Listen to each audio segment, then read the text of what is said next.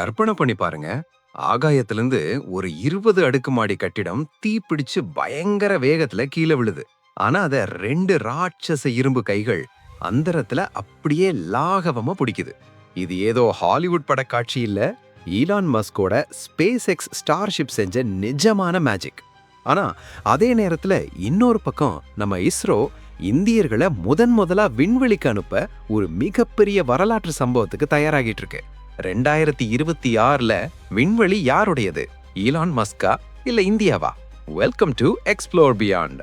Space X இவங்க இப்போ செஞ்சிருக்கிற அந்த சாப்ஸ்டிக்ஸ் கேட்ச் டெக்னாலஜி விண்வெளி ஆராய்ச்சியே தலங்கையா மாத்திருச்சு. இது வரைக்கும் ராக்கெட்னா ஒரு முறை பயன்படுத்திட்டு கடல்ல தூக்கி போடுற குப்பைன்னு தான் உலகம் நினைச்சிட்டு இருந்தது. ஆனா ஒரு காரை எப்படி நாம மறுபடி ஓட்டுறோமோ அதே போல ஒரு ராக்கெட்டையும் பயன்படுத்த முடியும்னு ஈலான் மஸ்க் நிரூபிச்சிட்டாரு. இதனால விண்வெளிக்கு போற செலவு 100 மடங்கு குறைய போகுது.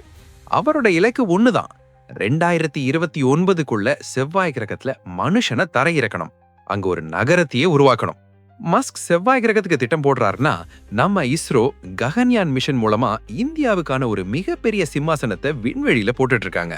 இது வரைக்கும் அமெரிக்கா, ரஷ்யா, சீனா மட்டுமே செஞ்ச அந்த சாதனைய இப்போ இந்தியா செய்ய போகுது. 3 இந்திய விண்வெளி வீரர்கள் 3 நாட்கள் விண்வெளியில இருந்து பூமியை சுத்தி வந்துட்டு பாதுகாப்பா கடல்ல தரையிறங்க போறாங்க. இதுக்கு முன்னாடி வயோமித்ரா அப்படிங்கிற ஒரு பெண் ரோபோவை அனுப்பி சோதனை செய்ய போறாங்க இஸ்ரோ விஞ்ஞானிகள். இது வெற்றி அடைஞ்சா உலக நாடுகளோட பார்வை மொத்தமும் இந்தியா மேலதான் இருக்கும். இது வெறும் ஆரம்பம்தான். 2035க்குள்ள இந்தியாவுக்காக ஒரு தனி ஸ்பேஸ் ஸ்டேஷன், பாரதிய அந்தரிக்ஷ ஸ்டேஷன் அமைக்க போறோம். 2040ல ஒரு இந்தியரை நிலவுல கால் பதிக்க வைக்க போறோம். இன்னொரு பக்கம் ஸ்பேஸ் எக்ஸ் நிலவுல ஒரு நிரந்தர தளத்தை அமைக்க திட்டம் போட்டுட்டு இருக்காங்க. இது வெறும் ராக்கெட் போட்டி இல்ல, இது மனித இனத்தோட அடுத்த பரிணாம வளர்ச்சிக்கான ஒரு மாரத்தான் பந்தயம். விண்வெளி இனிமேல் வெறும் எட்டாக்கணி இல்ல, அதுதான் நம்ம அடுத்த வீடு. நீங்க சொல்லுங்க, செவ்வாய் கிரகத்துக்கு முதல்ல மனுஷன் போவாரா, இல்ல இந்தியா விண்வெளியில உலகத்தையே மிரட்டுமா? உங்க பதில கமெண்ட்ல சொல்லுங்க.